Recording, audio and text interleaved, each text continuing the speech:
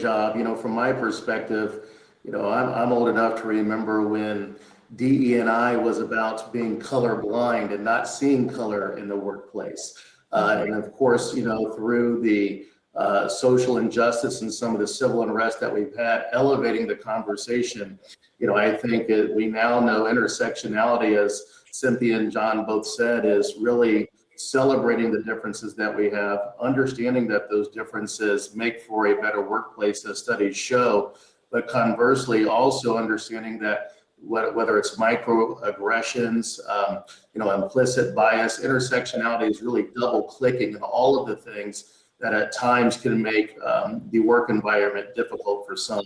So as John said, just having the recognition that those differences both can cut either way, both positively and negatively, I think is really important in the workplace.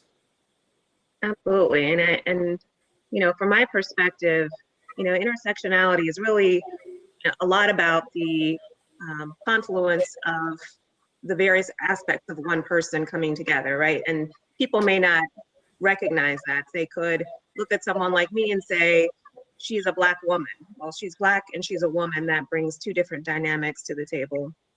I could be the child of immigrants. There could be I could be an immigrant myself. There could be a whole host of things that are issues and facets for me. I may have a disability that comes into play. And I think a lot of times people make assumptions based on just outward appearance about how you should interact, what your background is or may not be.